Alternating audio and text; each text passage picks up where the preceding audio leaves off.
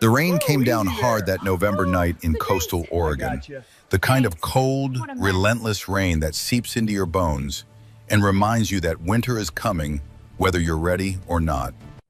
The neon There. That's the sign last outside the section. iron Looks anchor solid. flickered Powering against up. the wet Lights are pavement, green. Good. You're casting set. red and blue shadows that Hey, take danced with this. each It'll help. gust of I wind can't. off the It's yours. Pacific. It's okay. Inside, the bar was Thank you. warm, What alive happened with to the your hum arm? of It's nothing. conversation Just a and the clink of scratch. Who did glasses, this? Tell me a now. refuge Please, from it's the not storm worth it. outside. But storms have a way of following certain people, no matter where they run. Her name was Elena Frost, and if you'd asked anyone in that bar, they would have told you she was the best waitress they'd ever had. Always smiling, always kind, always there with a refill before you even had to ask.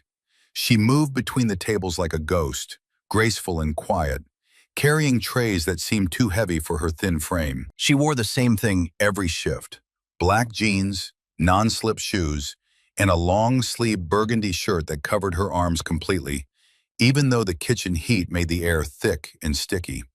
It was November 18th, 2024. The temperature outside hovered at 42 degrees, but inside the iron anchor, it was a humid 78. Nobody questioned why Elena never rolled up her sleeves. Nobody asked why her hands shook sometimes when she set down the drinks, or why she flinched when someone raised their voice too loud near the pool tables. People see what they want to see. The rest, they ignore. Elena had been working at the Iron Anchor for 3 years, ever since she'd moved to Newport from Portland with nothing but a duffel bag and a story she never told. She rented a studio apartment above the hardware store on 3rd Street, walked to work every day, and sent most of her tips to a P.O. box she never talked about. She was 27 years old, though the exhaustion in her eyes made her look older. She had dark blonde hair that she always pulled back in a ponytail, and a smile that never quite reached her eyes. The regulars loved her. Old Tom, who sat at the end of the bar every Tuesday and Thursday, always left her a $5 tip, even though his coffee only cost $2.50. The fishermen who came in after their morning hauls would ask for her section specifically. She remembered their names, their drink orders, their stories. She listened, but nobody really knew her. At 7:15 that evening, Elena was refilling the coffee urn behind the counter when her phone buzzed in her apron pocket. She pulled it out with trembling fingers, glanced at the screen, and her face went pale. The message was short, only 4 words, but they hit her like a physical blow. "I'm watching you. Smile." She deleted the message immediately, her thumb moving with practiced speed. She looked around the bar, her eyes darting to the windows, the door, the dark corners where the light didn't quite reach. Then she took a deep breath, forced her face into that familiar smile, and went back to work. She'd gotten good at pretending. 5 years of practice will do that. At 7:30, the door swung open, and the temperature in the room seemed to drop 10 degrees. 6 men walked in, their leather jackets dark with rain, their boots heavy on the wooden floor. They weren't loud, not yet, but they didn't need to be. The patches on their backs said it all. Iron Brotherhood MC, and beneath that, a skull wearing a military helmet with the words Semper Fi.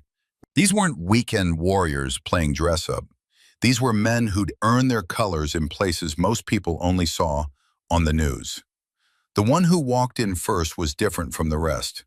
Older, maybe 62 or 63, with silver hair pulled back in a short ponytail, and a face that looked like it had been carved from granite and weathered by decades of hard wind. His eyes were the color of storm clouds, and they moved constantly, cataloging every exit, every face, every potential threat. He had the posture of a man who'd spent his life carrying weight that couldn't be measured in pounds. His name was Marlowe Hawthorne, though most people called him Reaper. He'd earned that name in the deserts of Iraq back in 1991, when he was a 27-year-old Marine sergeant leading his platoon through the hell of Desert Storm. He'd earned it again in the mountains of Afghanistan 20 years later, when they called him back because they needed men who remembered what it meant to fight. Now at 62, he was supposed to be retired, supposed to be fishing or playing golf or doing whatever the hell old soldiers were supposed to do when the wars finally ended. Instead, he led a motorcycle club of veterans who couldn't quite figure out how to live in a world that didn't need them to fight anymore. Marlowe walked to the back corner booth, the one with a clear view of both the front door and the emergency exit. Old habits. He slid into the seat, his back to the wall, and gestured for his men to sit. There was Pike, his second in command, a thick-necked former artillery sergeant with a gray beard and laugh lines around his eyes. Diesel, their tech guy, skinny as a rail with tattooed forearms and the nervous energy of someone who'd spent too many years defusing IEDs. Crow, Gunner, Axel, and Rust, each with their own scars, their own stories, their own reasons for riding instead of settling. They came to the Iron Anchor every other Thursday. It was their ritual, their small piece of normalcy in lives that had been anything but normal. Elena approached their table with a notepad and that practiced smile. "Evening, gentlemen. What can I get you?" Marlowe looked up at her, and something in his expression shifted. He'd spent 40 years reading people, learning to spot the tells that meant someone was scared, or lying, or about to pull a trigger. And Elena Frost had every single one of them. The tremor in her hands, the way she held herself like she was trying to take up as little space as possible, the quick glance toward the door, the slightly too bright tone in her voice. He'd seen it before, in Iraq, in Afghanistan. In the eyes of civilians caught in crossfire, they didn't understand and couldn't escape. "Just water for me," Marlowe said, his voice low and gravelly, worn smooth by years of shouting orders over gunfire. "And whatever my brothers are having." Pike ordered a beer. Diesel wanted coffee. The others followed suit. Elena wrote it all down, her pen moving quickly, and when she turned to leave, Marlowe noticed something that made his jaw tighten. The edge of her sleeve had ridden up slightly when she reached for Pike's menu, revealing just a sliver of skin on her wrist. It was enough.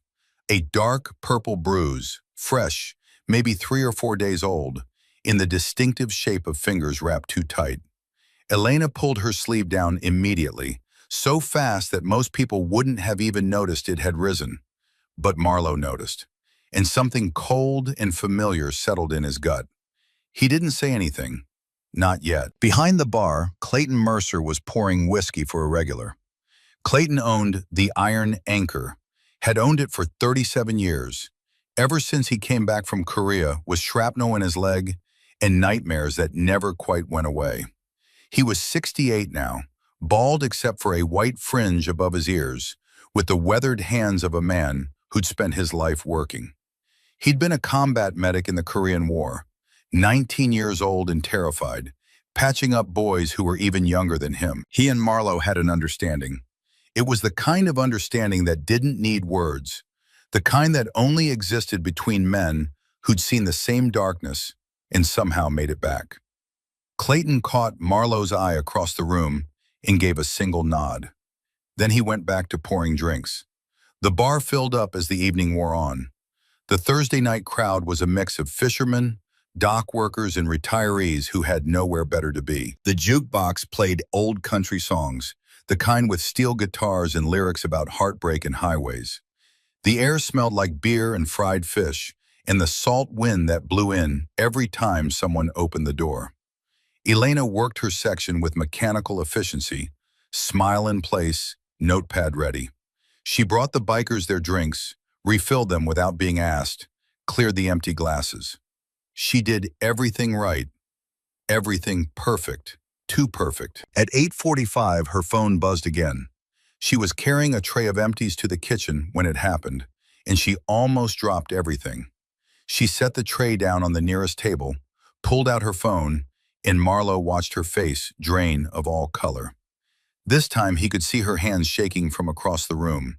She deleted the message, took a breath, forced the smile back into place, picked up the tray, but her hands were still shaking. Marlowe leaned back in his seat, his fingers drumming once against the scarred wood of the table.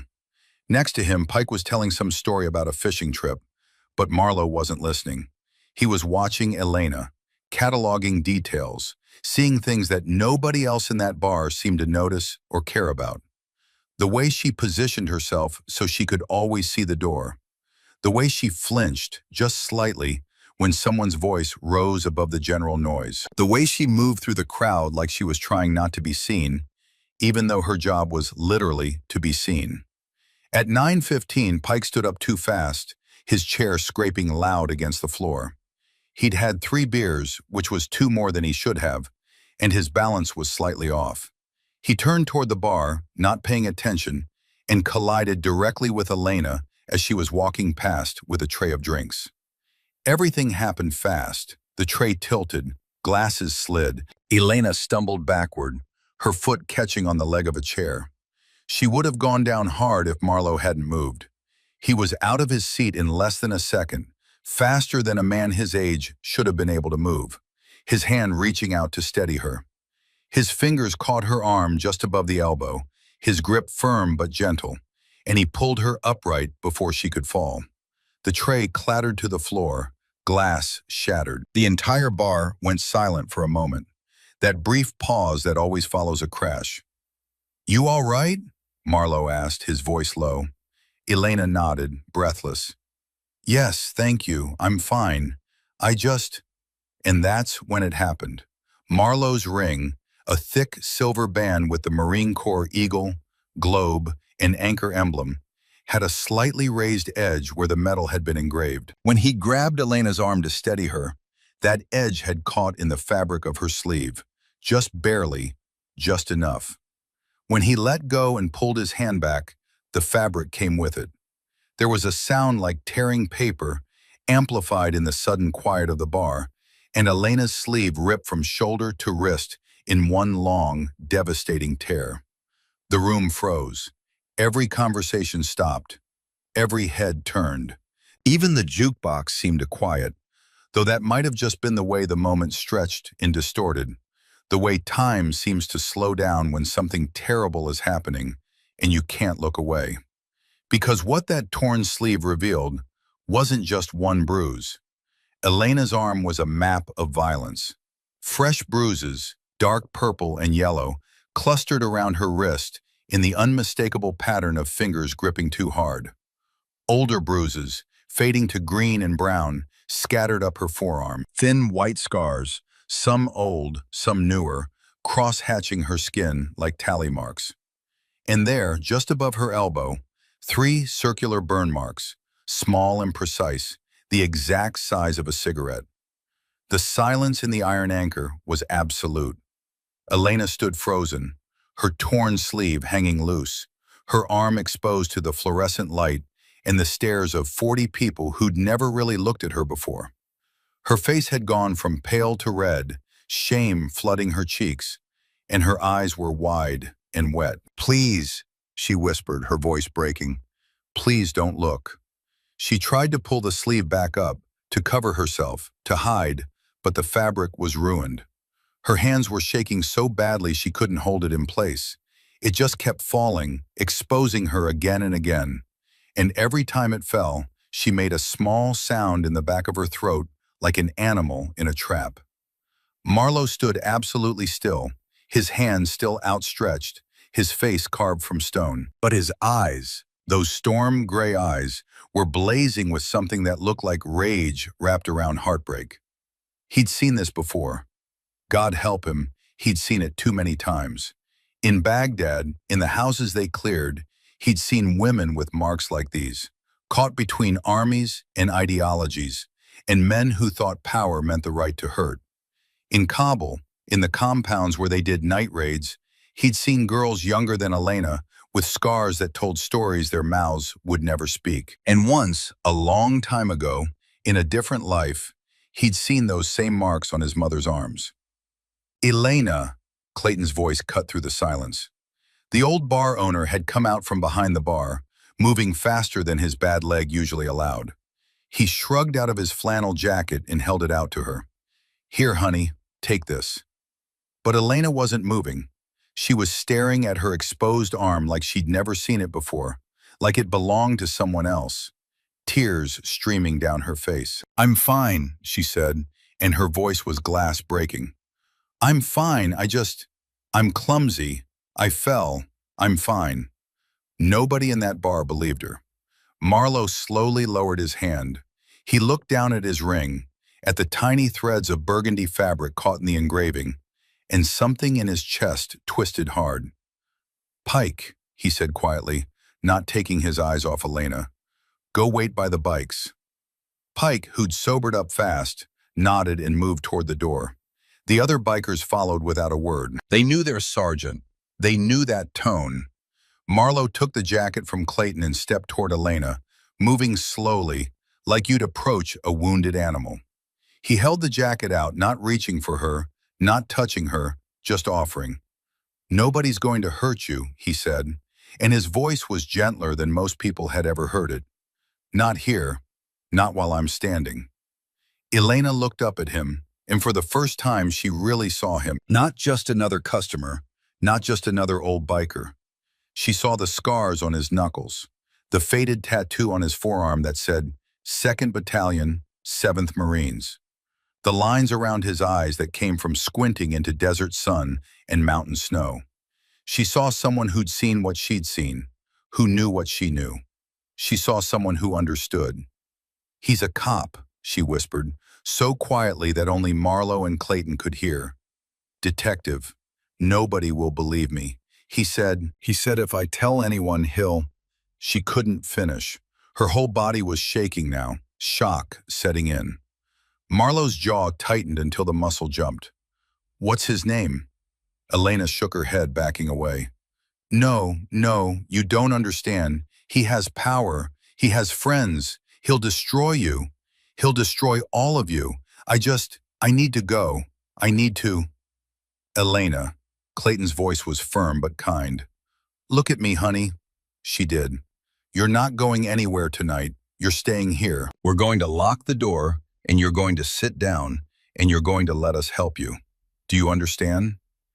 "You can't help me," Elena said, and she was crying harder now, the kind of crying that comes from years of holding it in.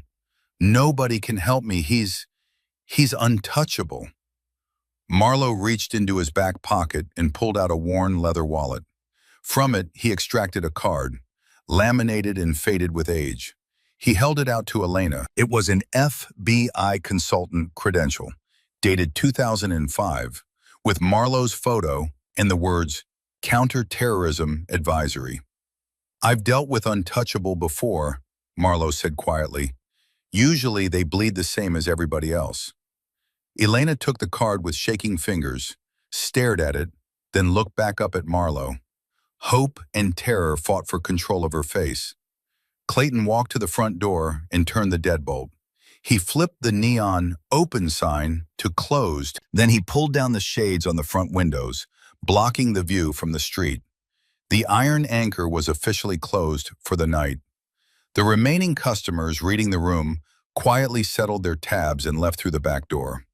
Within 5 minutes, the only people left in the bar were Marlowe, Clayton, and Elena. And outside, barely visible through the rain-streaked window, a dark sedan with tinted windows sat in the parking lot across the street, engine idling, headlights off. Watching. Clayton saw it first. He touched Marlowe's shoulder and gestured with his chin toward the window. Marlowe looked, and his expression went flat and cold. "That him?" he asked Elena. She'd seen the car too. Her face had gone white again. She nodded, unable to speak. The sedan sat there for another 30 seconds. Then the headlights flicked on, bright and sudden, and the car pulled away, tires hissing on the wet pavement. But the message was clear. "I know where you are. I'm always watching. You can't hide." Elena sank into the nearest chair, Clayton's jacket wrapped around her shoulders, her torn sleeve still hanging loose. She looked small and broken and impossibly tired. "His name is Garrett Voss," she said finally, her voice hollow. "Detective Garrett Voss. He's been nominated for police captain, Bronze Star recipient, Iraq war veteran. They're going to announce his promotion next month." She laughed, but it was a bitter, hollow sound. "He's a hero, and I'm just a waitress. Who do you think they'll believe?" Marlowe pulled out a chair and sat down across from her. He moved slowly, deliberately, keeping his hands visible, non-threatening. He'd done this before too, talked to scared people, earned their trust when they had every reason not to trust anyone. I fought in Desert Storm, he said quietly. 1991. I was 27 years old, leading a platoon of Marines through Iraqi minefields. We lost 8 men in 3 days. He paused, his fingers drumming once against the table. They gave me medals too. Silver Star, Purple Heart, said I was a hero. He looked up at Elena, and his eyes were hard as stone. But medals don't make you a good man. They just mean you survived when others didn't. Elena stared at him. I'm going to ask you a question, Marlowe continued, and I need you to answer honestly. Do you want help? Real help? Because once we start this, there's no going back. He'll know, and he'll come for all of us. I don't want anyone else to get hurt, Elena whispered. That's not what I asked. She closed her eyes, took a shuddering breath, and when she opened them again, there was something new there, something that looked almost like strength. Yes, she said. I want help. Marlowe nodded once. Then he stood up, pulled out his phone, and walked to the back office. Clayton stayed with Elena, sitting beside her in comfortable silence, the way old soldiers do. In the office, Marlowe scrolled through his contacts until he found the name he was looking for. Victor Holt, FBI. They'd worked together back in 2006, when Marlowe was consulting on domestic terrorism cases. Holt owed him a favor, a big one. The phone rang 3 times before a gruff voice answered. This better be important, Hawthorne. It's almost 10 o'clock. I need a background check, Marlowe said without preamble. Deep background. Everything you can find. On who? Detective Garrett Voss, Newport Police Department, Oregon. Bronze Star recipient, Iraq veteran, up for police captain. There was a pause on the other end of the line. That's a big name to be digging into. What's this about? Domestic violence. Multiple years. Victims scared to come forward. Another pause, longer this time. Marlowe, if this guy is who you say he is, clean record, war hero, nominated for captain, you go after him without rock-solid proof, he'll bury you.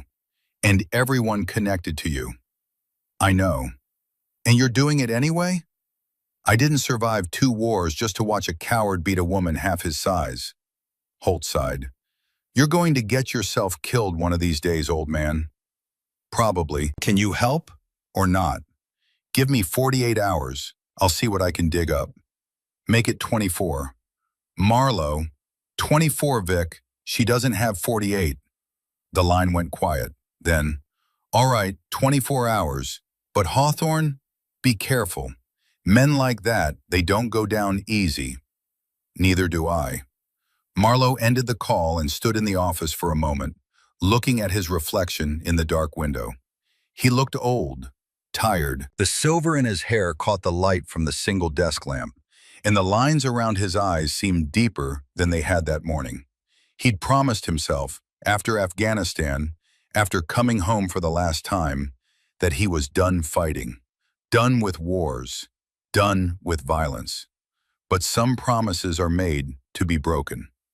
When he walked back into the main room, Clayton had made coffee. Elena sat at the bar, wrapped in the flannel jacket, both hands around a steaming mug. She wasn't crying anymore, but her eyes were red and swollen. Marlowe sat down 2 stools away, giving her space. What happens now? Elena asked quietly. Now we gather evidence, photographs, medical records if you have them, testimony, anything that proves a pattern of abuse. I don't have medical records. I never went to a hospital. He said if I did, he'd know. He'd find out. Do you have any pictures, texts, anything he sent you that might be evidence? Elena shook her head. I delete everything. He checks my phone. If he saw... Marlowe nodded. He'd expected as much. Men like Voss were careful, methodical. They isolated their victims, controlled their communication, made sure there was never any evidence that could come back to haunt them. Then we'll have to be smarter, Marlowe said. Outside, the rain had intensified, drumming against the roof of the iron anchor like 1,000 fingers tapping. Thunder rumbled in the distance, and lightning flickered, briefly illuminating the empty parking lot. And somewhere out there, in the dark and the rain, Detective Garrett Voss was watching, waiting, planning his next move. But he'd made one critical mistake. He'd torn Elena's sleeve in front of witnesses, in front of men who'd spent their entire lives learning how to fight, men who'd taken an oath, once, to protect those who couldn't protect themselves. And some oaths, they don't expire just because you take off the uniform. The clock on the wall read 9:53. In the back booth, Marlo Hawthorne sat with his back to the wall, his eyes on the door, his phone in his hand. In exactly 7 minutes, at 10 o'clock, the front door of the iron anchor would open, and Detective Garrett Voss would walk in, confident and smiling, to take back what he believed belonged to him. But tonight, for the first time in 5 years, someone would stand in his way. Tonight, Elena Frost wasn't alone anymore. The storm outside grew louder, and in the distance, the low rumble of motorcycle engines cut through the rain like rolling thunder. The Iron Brotherhood was coming back, and they were done being peaceful. The clock struck 10, and the silence in the iron anchor felt heavy as lead. Marlo stood near the window, one hand resting on the worn wood of the bar, his eyes tracking the headlights that swept across the rain-slicked parking lot. Elena sat frozen on her stool, both hands gripping her coffee mug so hard her knuckles had gone white. Clayton moved behind the bar with practiced efficiency, but his movements were tighter now, controlled, the way a man moves when he's preparing for a fight. Outside, a vehicle door slammed, footsteps on wet pavement, the jingle of keys. The front door handle turned, but the deadbolt held. 3 sharp knocks followed, authoritative and impatient. Elena. The voice that came through the door was smooth, controlled, with an edge of steel underneath. "Baby, I know you're in there. Open up. We need to talk." Elena's face drained of color. Her whole body went rigid, and for a moment Marlo thought she might bolt. He'd seen that look before, in the eyes of civilians caught between enemy lines. The primal instinct to run, even when there was nowhere to go. Clayton moved to the door but didn't unlock it. "We're closed for the night, friend. Come back tomorrow." A pause, then, "I'm not your friend, old man. I'm Detective Garrett Voss, Newport Police. Open this door or I'll have grounds to assume there's illegal activity taking place inside." Marlo crossed the room in 3 strides and put his hand on Clayton's shoulder. The old bar owner stepped aside, and Marlo turned the deadbolt. The door swung open, and Garrett Voss walked in like he owned the place. He was 35, maybe 36, with the kind of symmetrical features that photographed well, and the build of someone who spent serious time in the gym. His dark hair was cut military short, his jaw strong and clean-shaven. He wore a charcoal suit under a black raincoat, and his shoes were polished to a mirror shine despite the weather. A gold detective's badge hung from his belt, catching the light. He looked exactly like what he was supposed to be, a decorated war veteran, a rising star in law enforcement, the kind of man mothers wanted their daughters to marry and fathers wanted their sons to emulate. But Marlo had spent 40 years learning to see past surfaces, and what he saw in Garrett Voss's eyes was cold and empty as a winter grave. "Gentlemen." Garrett's smile was pleasant, professional, the smile of someone used to getting their way. "I appreciate you looking after my girlfriend, but I'll take it from here. Elena, come on, let's go home." He held out his hand, expectant. Elena didn't move. Garrett's smile tightened just slightly at the edges. "Elena, I'm not going to ask again." "She's staying here tonight," Marlo said quietly. His voice was flat, matter of fact, carrying the weight of someone who'd given orders in life-or-death situations and expected them to be followed. Garrett turned to look at Marlo for the first time, really look at him. His gaze traveled over the silver hair, the weathered face, the Iron Brotherhood patches on the leather jacket. Something flickered in his eyes, calculation mixed with contempt. And you are? Someone who was taught to protect people who can't protect themselves. That's touching. Garrett's voice dripped with condescension. But this is a domestic matter between me and my girlfriend. I suggest you stay out of it, old-timer. Wouldn't want you to get hurt. The threat was subtle, but unmistakable. Marlowe didn't move, didn't blink. I fought in Desert Storm when you were still in diapers, son. I've been shot at by professionals. You don't intimidate me. The temperature in the room dropped several degrees. Garrett's pleasant mask slipped, just for a second, and what showed underneath was pure rage. But he controlled it, pulled the mask back into place, and when he spoke again, his voice was smooth as silk. Desert Storm. Impressive. He reached into his jacket and pulled out his own wallet, flipping it open to reveal not just his detective's badge, but a small display of military ribbons. Bronze Star, Purple Heart, Iraq Campaign Medal. Iraq, 2007 to 2009. Infantry, Ramadi, Fallujah, all the greatest hits. So you see, I know exactly what it means to be a professional. He tucked the wallet away. Now I'm going to say this one more time, and I'm going to say it slowly so your old ears can process it. Elena is coming with me. Tonight. This is not a request. This is not a negotiation. This is me being polite before I stop being polite. She doesn't want to go, Clayton said from behind the bar. I don't recall asking what you think, barkeep. Garrett's eyes never left Marlowe. Here's what's going to happen. I'm going to walk out that door with Elena. You're going to stay here and mind your own business. And tomorrow morning, we're all going to wake up and pretend this conversation never happened. And if we don't? Marlowe asked. Garrett smiled, and it was the smile of a shark that had just smelled blood. Then I start asking questions about your motorcycle club, about what substances might be moving through this establishment, about whether that old Indian bike you're riding has been properly registered, about whether the men in your little gang have violated their parole conditions. He paused, letting the implications sink in. I am the law in this town, old man. The chief of police plays golf with me. The mayor's daughter babysits for my sister. The district attorney owes me for 3 prosecutions that would have fallen apart without my testimony. So when I tell you that you don't want to make an enemy of me, I'm not threatening you. I'm educating you. The room was silent except for the drumming rain and the distant rumble of thunder. Marlowe stood perfectly still, his hands relaxed at his sides, his breathing steady.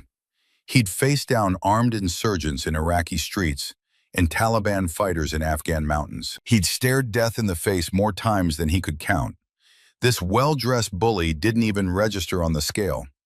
Elena, Marlowe said, without taking his eyes off Garrett, do you want to go with him? Her voice came out barely above a whisper. No. She doesn't know what she wants, Garrett snapped. She's confused, emotional. I'm here to help her. She seems pretty clear to me, Clayton said. Garrett's control finally cracked. He took 2 steps toward the bar, his hand moving to rest on the grip of his service weapon. You know what I think? I think you old fools are interfering with a police matter. I think maybe I need to call for backup and have this place searched top to bottom. Wonder what we'd find in your back office, Clayton. Wonder what's in those saddlebags outside, Reaper. The use of Marlowe's road name was deliberate, a show of knowledge, a reminder that Garrett had done his homework. She's on shift, Clayton said calmly. She's my employee. She stays until her shift ends. That's at 11 o'clock. You can come back then if you want. It was a lifeline, a small victory, and Garrett knew it.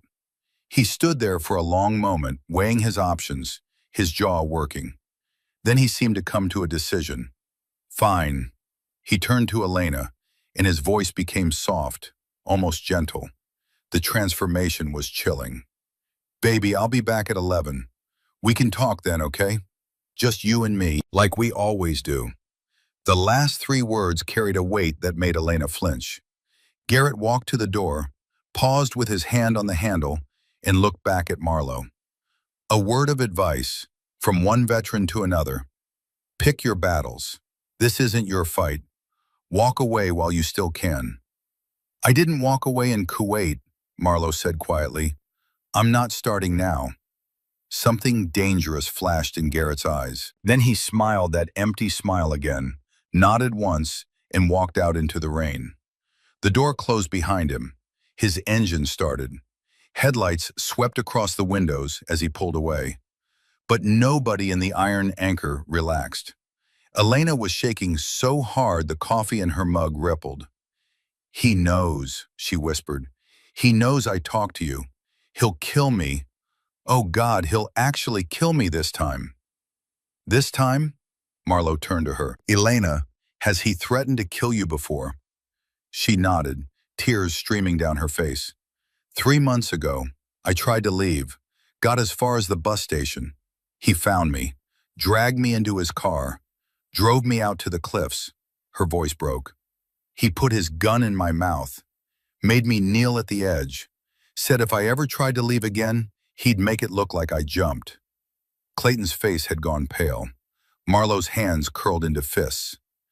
After that, he said he needed insurance. He made me write a suicide note, made me record a video saying I was depressed, that I wanted to die. He keeps them in a safe in his house.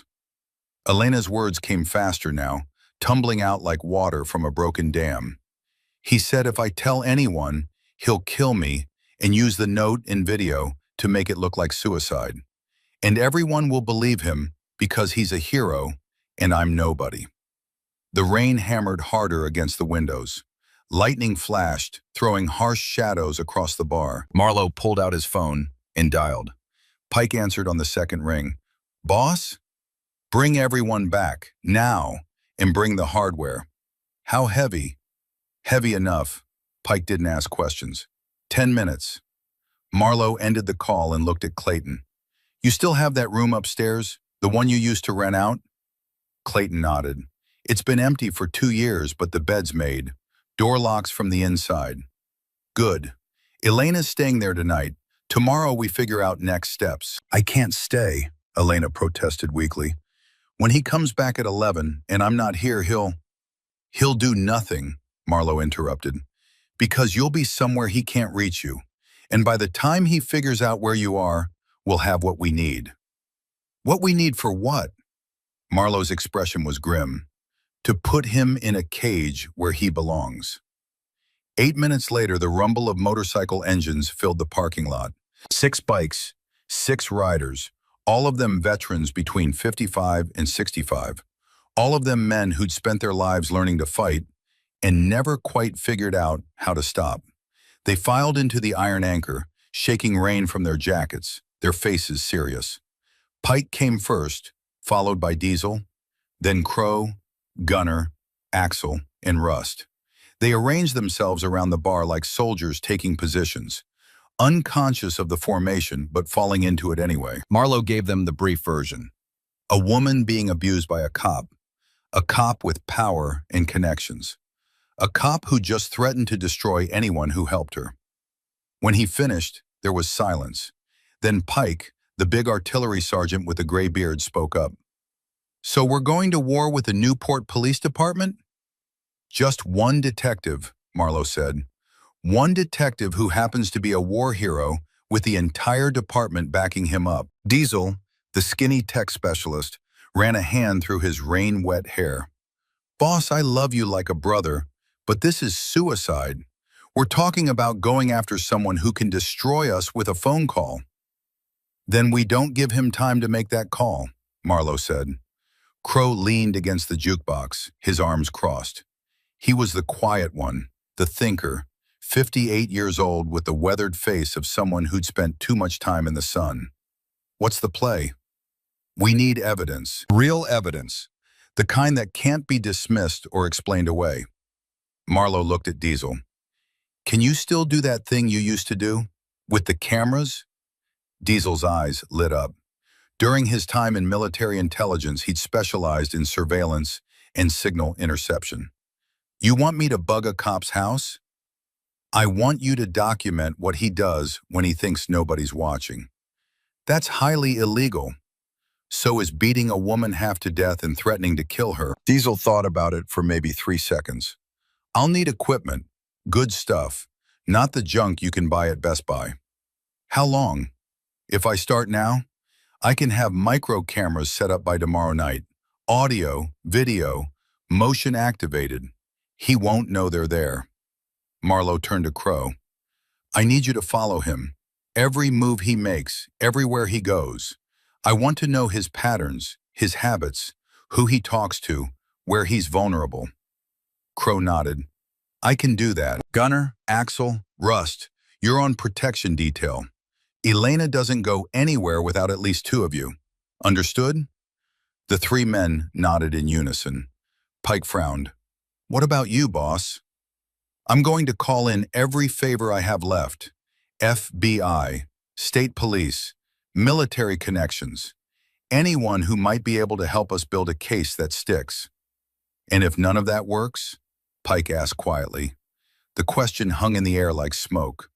Marlowe met his second-in-command's eyes. Then we do it the old-fashioned way. Everyone in that room knew what he meant. They were old soldiers, men who'd fought in wars where the rules were different, where justice came from the barrel of a gun and accountability was measured in body counts. But they were also American citizens, living in a country with laws, in courts, and consequences.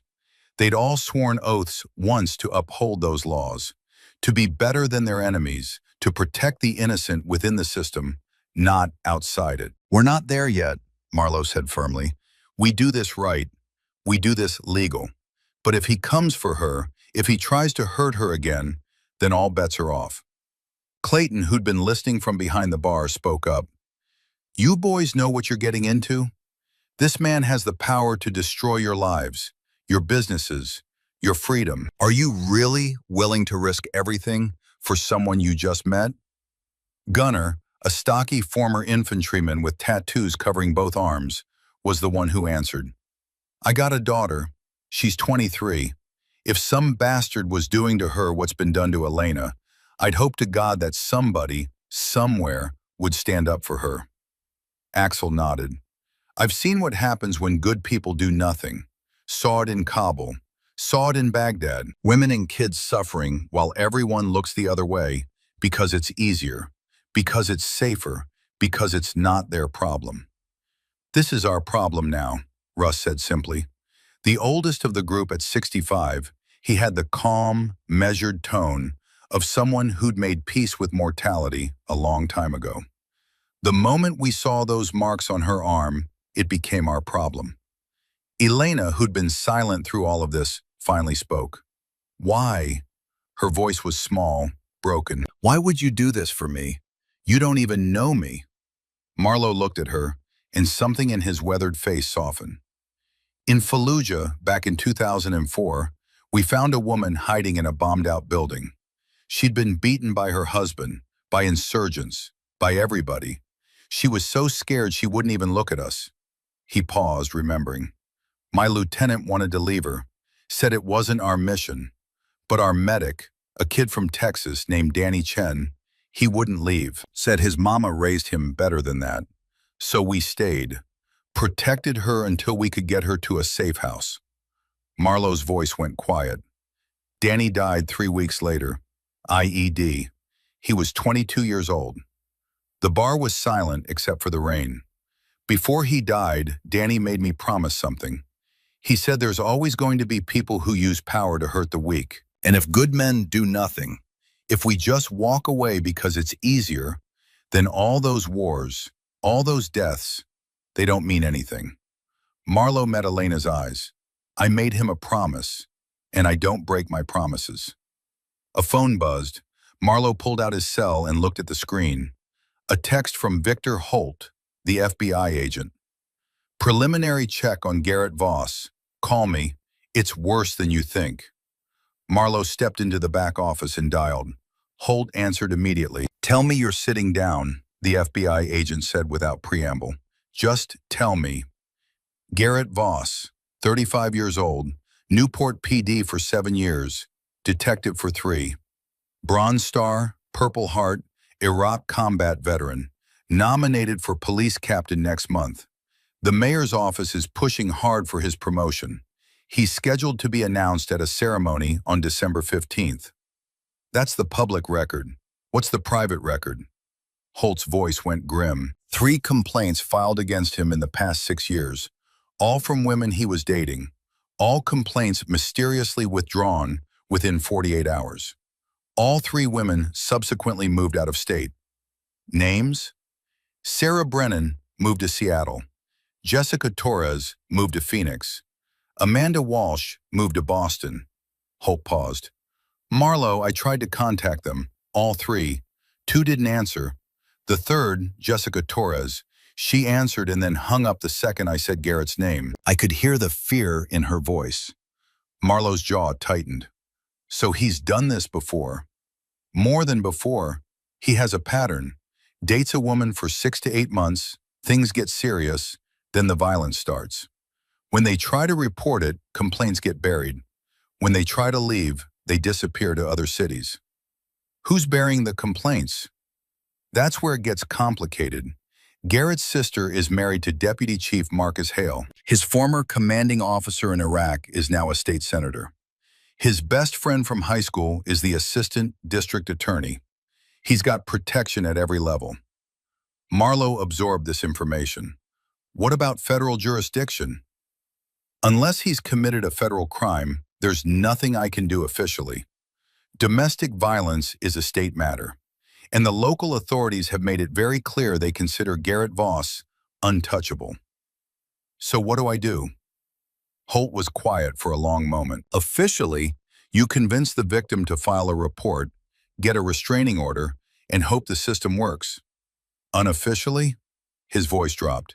You get evidence so solid, so undeniable, that even his connections can't make it disappear. Video, audio, witnesses, something that would make it political suicide to protect him. I'm working on it. Marlo, one more thing. Be careful. I did some deeper digging, called in some favors with VA and military records. Garrett Voss was discharged from the Army with honors in 2009. But there are sealed reports from his unit, allegations of excessive force, questions about his conduct with Iraqi civilians. Nothing was ever proven, and his Bronze Star is legitimate, but what? But the pattern was there even then. Violence against people who couldn't fight back. It just wasn't against Americans, so nobody cared. Marlo thanked him and ended the call. He stood in the office for a moment, staring at the rain-streaked window, processing what he'd learned. 3 other women, 3 other victims who'd been scared into silence and driven from their homes. And before that, possible victims in Iraq, people with brown skin and foreign names whose suffering didn't matter to anyone who could do something about it. The door to the office opened.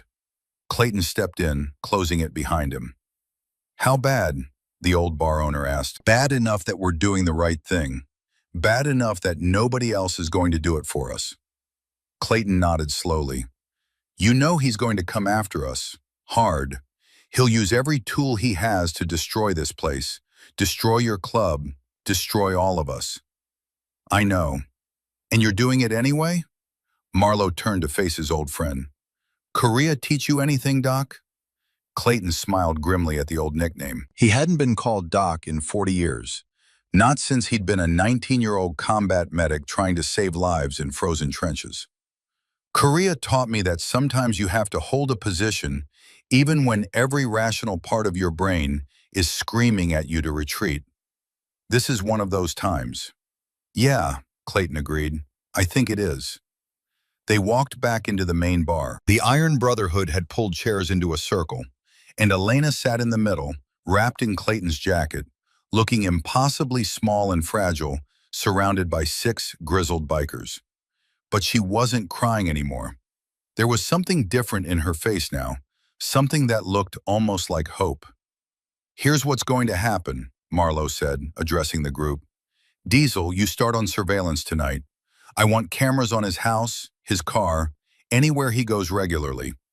Crow, you pick up his trail tomorrow morning and don't lose him. Gunner, Axel, Rust, you work in shifts, 2 on, 1 off. Elena doesn't take a step without protection. He looked at Elena.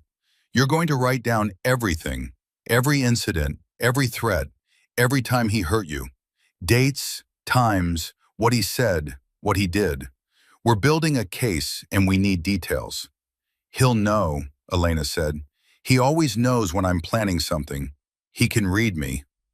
Not this time, Pike said. This time, you've got an army watching your back. Outside, the storm continued to rage. Lightning split the sky, thunder rolling across the coastal hills like artillery fire. The iron anchor felt like an island in the darkness, a small point of light holding back the night. At 10:57, 3 minutes before Garrett was due to return, Marlowe made a decision. Elena, go upstairs, lock the door, don't come out until morning, no matter what you hear. She hesitated. What are you going to tell him? The truth, that you're under our protection now, that if he wants to get to you, he'll have to go through us first. He'll arrest you, all of you. Marlowe's smile was cold and hard. Let him try. Elena stood, started toward the stairs, then paused and looked back. Why? She asked again, and her voice cracked. After everything, after all the people who looked away, who didn't care, why do you care? Marlowe thought of Danny Chen, the 22-year-old medic from Texas, who died because he believed in protecting people who couldn't protect themselves. He thought of his own mother, dead for 30 years now, who'd worn marks just like Elena's, and never had anyone stand up for her. He thought of all the wars he'd fought, all the enemies he'd faced, and wondered if maybe this, right here, was the fight that mattered most. Because somebody has to, he said simply. Elena nodded and disappeared up the stairs.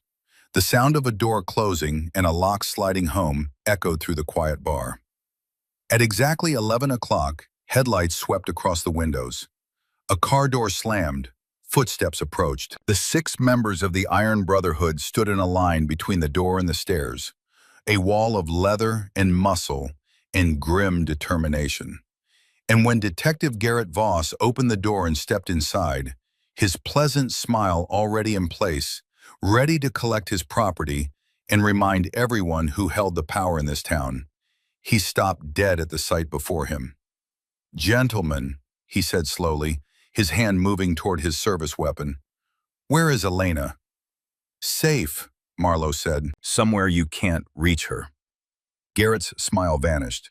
What replaced it was something cold and terrible and absolutely certain. You just made the biggest mistake of your life, old man. Wouldn't be the first time, Marlowe replied. The storm outside chose that moment to unleash its full fury.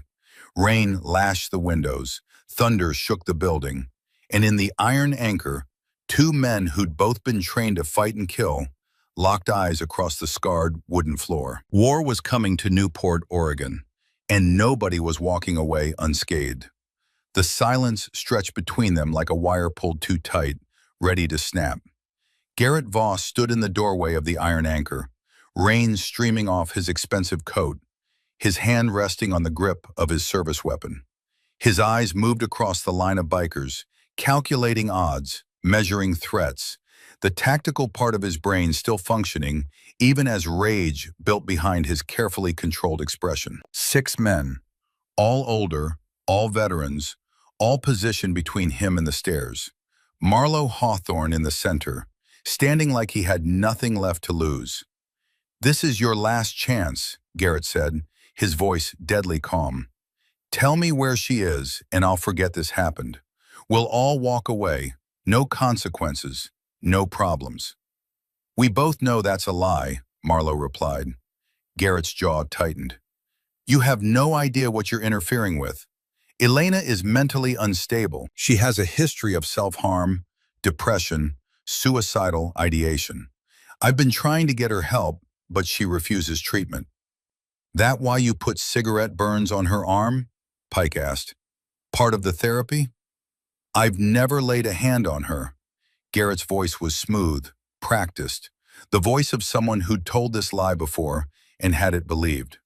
Those marks are self-inflicted. Ask any psychologist. It's a classic symptom of borderline personality disorder. Clayton, who'd been silent behind the bar, spoke up. Funny, those finger-shaped bruises on her wrist look pretty specific. Must have taken real talent to self-inflict those in the exact pattern of someone gripping too hard. Garrett turned his attention to the old bar owner. And you're harboring someone in the middle of a mental health crisis. When she hurts herself, when she does something irreversible, that blood's on your hands.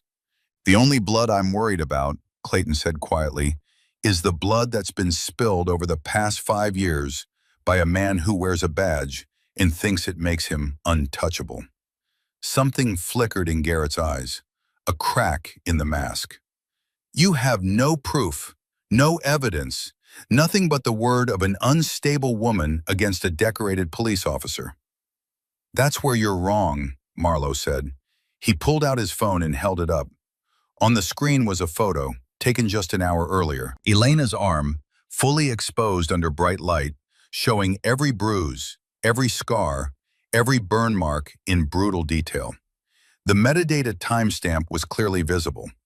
This is documented now, Marlowe continued. Photographed, dated, witnessed by 7 people, and tomorrow morning, copies go to the FBI, the state police, and every news outlet from here to Portland. Garrett stared at the phone, and for the first time, genuine emotion showed on his face. Not fear, not shame, pure, incandescent rage. You senile old fool, he said softly. You have no idea what you've done. He pulled out his own phone and made a call. It was answered immediately. Deputy Chief Hale? It's Garrett. Sorry to call so late, but I need backup at the Iron Anchor on Harbor Street. I've got a situation with a motorcycle gang. Possible drug activity. Possible kidnapping. Yes, sir, I'll wait for backup. He paused, listening. No, sir, I don't think I'm in immediate danger, but these men are acting erratically. Better send at least 4 units. He ended the call and smiled at Marlowe. Help is on the way. Now you have 2 choices. You can produce Elena right now. We can clear this up as a misunderstanding, and maybe you don't all spend the night in jail. Or you can keep playing hero, and I promise you, by tomorrow morning, every single one of you will have a record that follows you for the rest of your miserable lives. Third option, Marlowe said. You leave. Now. Come back with a warrant, with lawyers, with the entire department if you want. But you don't get to her. Not tonight, not ever again. Garrett's control finally shattered. He took 3 steps forward, his hand going to his weapon, and suddenly Pike and Diesel were moving, putting themselves between Garrett and Marlowe, and the temperature in the room dropped to Arctic levels. You're threatening a police officer, Garrett said, his voice shaking with barely controlled fury. That's assault on a peace officer. That's a felony. I can shoot every single one of you and call it self-defense. Do it, Pike said calmly. Pull that weapon. See what happens. For a moment, the world balanced on a knife's edge. 6 aging veterans against 1 armed cop. Training against training. Experience against authority. Then in the distance, sirens began to wail. Garrett's smile returned, cold and triumphant. That's the sound of your lives ending, gentlemen. I hope protecting a mentally ill woman was worth it. The sirens grew louder. Multiple vehicles, approaching fast. Marlowe held Garrett's gaze. You think your friends are going to protect you forever? You think nobody's ever going to ask questions about those 3 women who filed complaints and disappeared? About the sealed reports from Iraq? Garrett's smile faltered. What are you talking about? Sarah Brennan, Jessica Torres, Amanda Walsh. Marlowe watched the recognition flash across Garrett's face. Yeah, we know about them, and we're going to find them, and they're going to tell their stories. They won't talk, Garrett said, but there was uncertainty in his voice now. They're too scared. They were too scared, past tense, because they were alone, but now they're not. The first police cruiser pulled into the parking lot, lights flashing, illuminating the interior of the bar in alternating red and blue. then another, then two more. Clayton moved to the door and opened it. Four officers stepped inside, hands on their weapons, eyes scanning for threats. The lead officer was a sergeant in his mid-40s, with the weathered look of someone who'd been walking a beat for 20 years. His nameplate read, Morrison. "What's the situation, Detective Voss?" Morrison asked. Garrett straightened his jacket, his professional mask sliding back into place. "These men are refusing to allow me to check on the welfare of a woman I believe to be in mental distress. I have reason to believe she may be a danger to herself." Morrison looked at the line of bikers, then at Clayton, then back at Garrett. "Is there a woman here?" "She's upstairs," Clayton said, "sleeping. She's my employee, and after her shift ended, I offered her the spare room because the weather was bad. That's it. That's the whole story. I need to verify her condition," Garrett said. "You got a warrant?" Pike asked. "I don't need a warrant for a welfare check." Morrison held up a hand. "Actually, Detective, if she's in a private residence and the owner doesn't consent to entry, we do need either a warrant or probable cause of immediate danger." Garrett turned to Morrison, and something dangerous flashed in his eyes. "Sergeant, I'm telling you there's probable cause. This woman has a documented history of mental illness and self-harm." "Documented where?" Marlowe asked. "What hospital? What doctor? What medical records?" Garrett's jaw clenched. "That's confidential medical information." "Convenient," Pike muttered. Morrison looked uncomfortable. "Detective, unless you can provide some actual evidence of immediate danger, I can't authorize a forced entry into a private residence. The owner has made it clear we're not welcome." "That's your call, Sergeant." Garrett's voice was soft, dangerous. "You're really going to take the word of a bar owner and a bunch of bikers over a decorated police detective?" Morrison met his gaze steadily. "I'm going to follow the law, sir. Same as you." The tension in the room ratcheted up another notch. The other three officers shifted uncomfortably, clearly unsure whose side they were supposed to be on. Then a voice came from the stairs. "I'm here. I'm fine." Everyone turned. Elena stood on the landing, still wearing Clayton's jacket, her torn sleeve visible beneath it. She looked terrified, but she was standing straight, meeting Garrett's eyes. "Elena." Garrett's voice immediately softened, became gentle, concerned. "Baby, thank God. I was so worried. Are you okay? Did these men hurt you?" "No," Elena said quietly. "They helped me." "Helped you?" Garrett took a step toward the stairs. "Sweetheart, you're clearly confused. You've had a traumatic day. Let me take you home. We'll get you some help, real help." "I don't want to go home." The words hung in the air like a gunshot. Garrett's expression flickered, just for a second, and what showed through was pure malice. But he covered it quickly, turning to Morrison with a concerned, bewildered expression. "Sergeant, you can see she's not in her right mind. I'm formally requesting a mental health evaluation. Get an ambulance here. We need to take her to County General for psychiatric assessment." "On what grounds?" Marlowe asked. "On the grounds that she's exhibiting signs of psychosis and may be a danger to herself or others." Morrison looked at Elena. "Ma'am, do you feel like you're a danger to yourself or anyone else?" "No." "Have you harmed yourself tonight or had thoughts of harming yourself?" "No." Morrison turned back to Garrett. "Detective, I'm not seeing grounds for an involuntary hold." "Then you're not looking hard enough." Garrett's control slipped again, his voice rising. "That woman is my responsibility. She's sick. She needs help. And these men are exploiting her mental illness for God knows what purpose." "What purpose would that be?"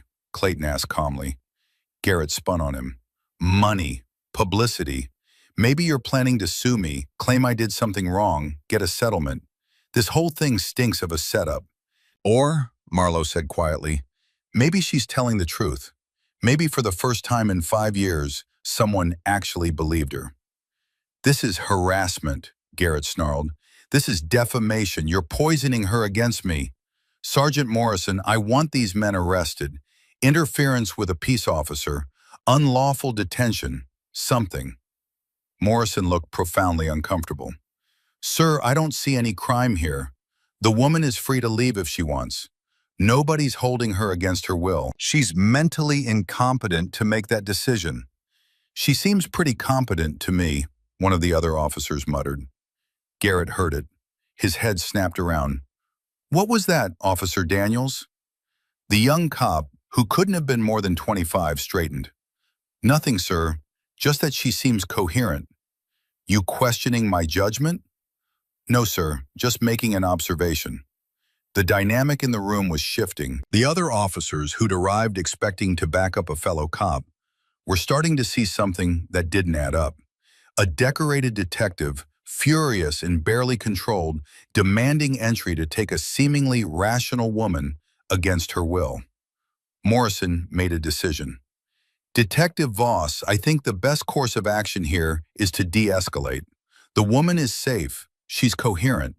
There's no immediate danger. We should all take a step back, let everyone cool off, and address this in the morning through proper channels. Proper channels, Garrett repeated, his voice dripping with contempt. You mean the channels where your pension gets reviewed? Where your duty assignments get reassessed? Where people start asking questions about your decision-making tonight? Morrison's face hardened. Are you threatening me, detective? I'm reminding you who has the chief's ear, who has the deputy chief's support, who's about to be promoted to captain. The other officers exchanged glances. Even they could see this was wrong, that Garrett was revealing something ugly beneath his polished exterior. Morrison took a deep breath. I'm going to pretend I didn't hear that, sir. Now, I'm going to make my official assessment. There is no crime being committed here. No one is in immediate danger. No grounds for arrest or involuntary detention. We're clearing the scene, Sergeant. We're clearing the scene, Detective. That's my call. If you disagree, take it up with the chief tomorrow. Garrett stood there, vibrating with barely suppressed rage, his carefully constructed image crumbling in front of witnesses. Then he seemed to realize what was happening, how he looked, and he pulled himself together with visible effort. Fine, he said softly. We'll do this the right way, through proper channels. But Elena, he looked up at her, and his voice became gentle again, almost loving. Baby, I know you're scared. I know these men have filled your head with lies, but I forgive you. When you're ready to come home, I'll be waiting, because I love you. I'll always love you. The words should have been sweet, should have been touching, but coming from Garrett's mouth, with that cold calculation in his eyes, they sounded like a threat. Elena didn't respond. She just stood there, gripping the railing, her knuckles white. Garrett gave Marlowe one last look, cold and full of promise. We're not done, old man. Not even close. Then he walked out into the rain. His car started, headlights cutting through the storm, and he drove away. The police officers followed, Morrison giving Clayton a small nod before he left. The sirens faded, the lights disappeared, and the iron anchor was quiet again, except for the drumming rain. Elena sank down onto the stairs, her whole body shaking. What happens when the sun comes up? She whispered. He won't stop. He never stops. Then neither do we, Marlowe said simply. Diesel spoke up from across the room. Boss, you saw what just happened. He's got the department in his pocket. He threatened a sergeant in front of witnesses and nobody did anything. Morrison didn't do nothing, Pike pointed out. He held the line, followed the law. That's something. It's a start, Marlowe agreed. And we're going to build on it. He pulled out his phone and dialed Victor Holt. The FBI agent answered on the third ring, sounding groggy. Marlowe, it's 1 a.m. I need you to find 3 women. Sarah Brennan in Seattle, Jessica Torres in Phoenix, Amanda Walsh in Boston. Former girlfriends of Garrett Voss. I need them found, and I need them willing to talk. That's a tall order. I know, but if even one of them comes forward, if even one of them tells her story, we can establish a pattern. Build a case that even his connections can't ignore. Holt was quiet for a moment. I can try, but Marlo, these women are terrified. They ran for a reason. Getting them to come back, to testify against a cop with power, that's asking them to risk everything. I know, but they're not alone anymore. None of them are. Give me 48 hours. I'll see what I can do. Marlo ended the call and looked at his crew. Diesel, you're still on surveillance. I want cameras on his house tonight. Crow, you start following him at dawn. The rest of you, rotate shifts on protection. Elena doesn't move without backup. They nodded, already moving into action. These were men who'd spent their lives following orders, executing missions, doing what needed to be done. This was just another operation. Except this time, the enemy wasn't foreign fighters in a distant desert. It was a cop in their own town, wrapped in the flag and protected by the system. Clayton made coffee. Elena came downstairs and sat at the bar, wrapped in a blanket, looking impossibly exhausted. Marlo sat beside her, giving her space but staying close enough to talk. "What happens now?" she asked. "Now we build a case. We find evidence. We find other victims. And we make it impossible for anyone to ignore what he's done." "Fear is a weapon," Marlo said, "but it only works as long as people believe the threat. Once we expose what he really is, once we show everyone that the hero is actually a monster, that fear breaks." Elena nodded slowly, then, "There's something I didn't tell you about the suicide note and video he made me record." "What about them?" "He keeps them in a safe in his house, but I know the combination. He made me memorize it in case he ever needed me to get something from the safe when he wasn't home." Marlo's eyes sharpened. "You know how to get into his safe?" "Yes, but I can't go back there. If he sees me, if he catches me—" "You're not going back there," Marlo said firmly, "but that information might be useful." The night wore on. Diesel left to acquire equipment. Crow went home to get some sleep before his shift following Garrett started at dawn. The others arranged themselves around the iron anchor, keeping watch, making sure nobody approached the building. At 3 in the morning, Elena finally spoke again. "Can I ask you something?" "Of course," Marlo said. "That story you told, about Danny Chen, the medic who died, was that true?" Marlo nodded. "Every word." "What happened to the woman, the one you protected?" "We got her to a safe house run by an Iraqi women's organization. Last I heard, she'd moved to Jordan, started over. I don't know if she's still alive, but at least she had a chance." Elena was quiet, absorbing this. "I want to testify. When you find those other women, when you build the case, I want to stand up and tell everyone what he did. That's going to be hard, brutal. He'll have lawyers who'll tear you apart. They'll question everything, accuse you of lying, make you relive every moment. I know, but I'm tired of being scared. I'm tired of hiding. If I can stop him from doing this to someone else, if I can give those other women the courage to come forward." She took a shaky breath. "Then maybe all of this meant something." Marlo felt something shift in his chest, a mixture of pride and sorrow. This fragile young woman, who'd been broken and brutalized for 5 years, was finding strength he wasn't sure he'd have in her position. "All right," he said quietly. "We do this together, all of us, and we don't stop until he's in a cage where he belongs." The first light of dawn began to creep across the horizon, gray and cold. The rain had stopped, leaving the world washed clean and smelling of salt and earth. Marlo sat in the corner booth, his back to the wall, his phone in his hand, waiting. Pike came over and sat across from him. "You really think we can win this, boss?" Marlo was quiet for a long moment. "I think we have to try. Because if we don't, if we just walk away and let him keep doing this, then what did any of it mean? All those years in uniform, all those fights, all those friends we lost. What was it all for if we can't protect one woman from one bully? Even if it costs us everything?" "Even then," Pike nodded slowly, "then I'm with you, all the way." "I know you are, brother. I know." 3 days later, Marlo's phone rang. Victor Holt. I found Sarah Brennan, the FBI agent said without preamble. She's in Seattle. Took some convincing, but she's willing to talk. Marlo, her story, it's identical to Elena's. Same pattern, same threats, same escalation. Can she testify? She's scared, but she said if others come forward, if she's not alone, she'll do it. What about the other two? Jessica Torres hung up on me twice, but the third time she stayed on the line. Listened. She's thinking about it.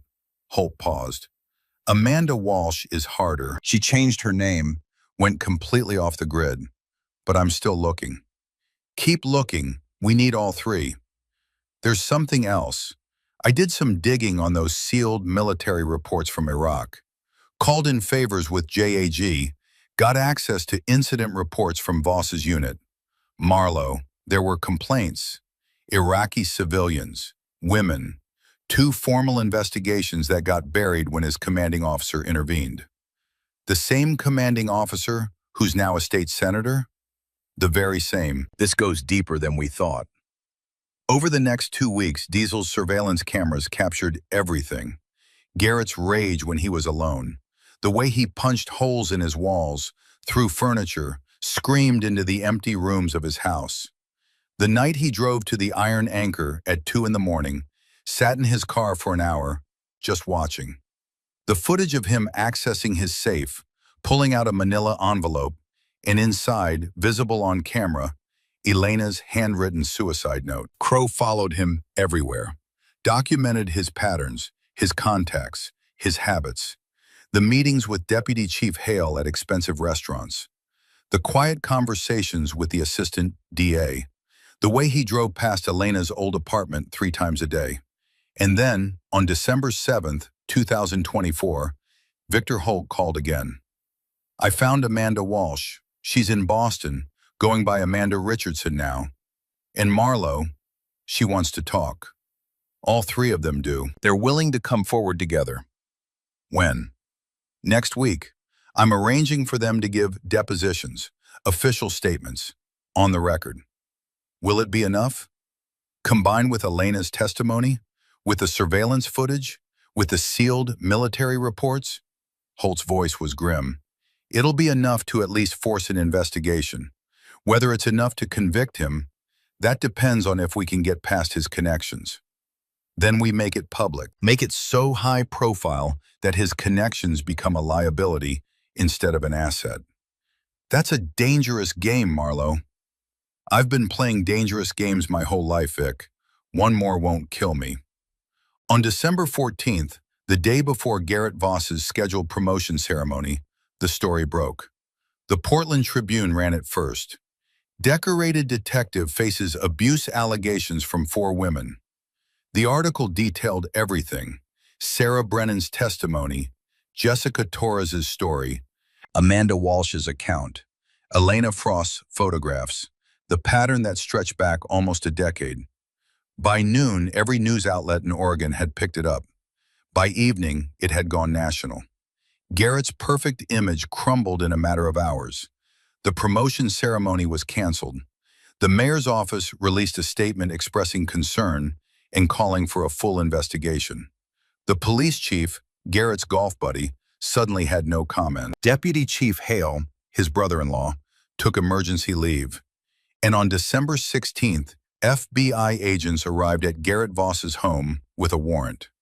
They found the safe, found the suicide note Elena had been forced to write, found the video she'd been forced to record, found detailed journals Garrett had kept, documenting his control over Elena, over the others, written in his own hand, like trophies. He'd been so confident, so certain of his protection, that he'd never considered he might actually need to destroy the evidence.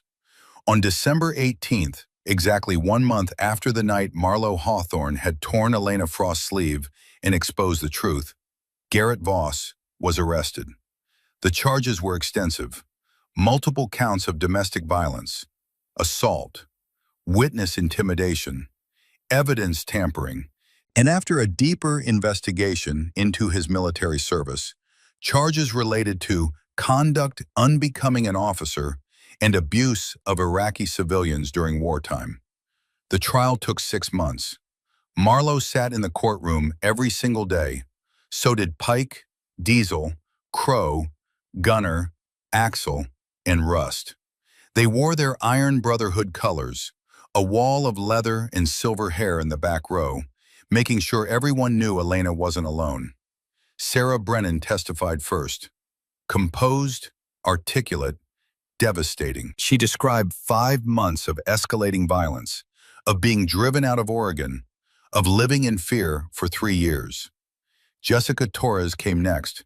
She broke down twice on the stand, but she got through it. Her testimony matched Sarah's almost word for word. The pattern was undeniable. Amanda Walsh was the strongest. She'd spent 6 years rebuilding herself, and when she took the stand, she looked Garrett Voss directly in the eye and told her story without flinching. And then, on a warm day in June 2025, Elena Frost took the stand. She wore a short-sleeved blouse. The scars on her arms were visible to everyone in the courtroom. She didn't hide them anymore.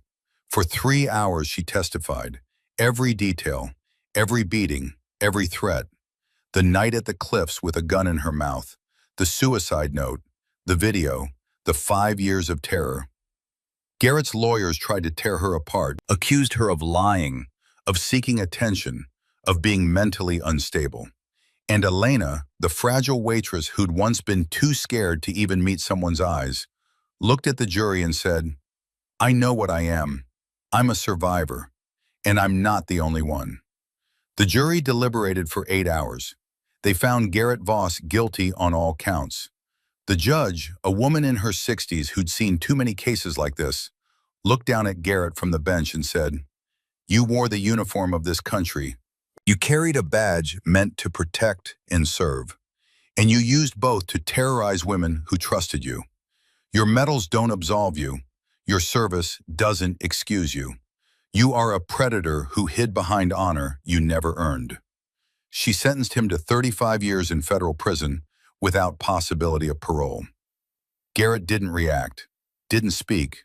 He just stared straight ahead as they led him away in chains. Outside the courthouse, reporters swarmed. Elena stood on the steps with Sarah, Jessica, and Amanda beside her. Marlowe and the Iron Brotherhood formed a protective circle around them. "Do you have anything to say?" a reporter shouted. Elena looked at the cameras, at the crowds, at the world that had ignored her for so long. "We're not victims anymore," she said quietly. "We're survivors. And to every woman out there who's scared, who thinks she's alone, who thinks no one will believe her, you're not alone. Find your voice, find your people, and fight back." The cameras clicked, the reporters scribbled, and the story that had started with a torn sleeve in a coastal bar became a movement. 6 months after the trial, the Iron Anchor hosted its first support group meeting. 20 women showed up, then 30, then 50. Clayton donated the upstairs room permanently. Elena ran the meetings twice a week. Sarah flew in from Seattle once a month to speak.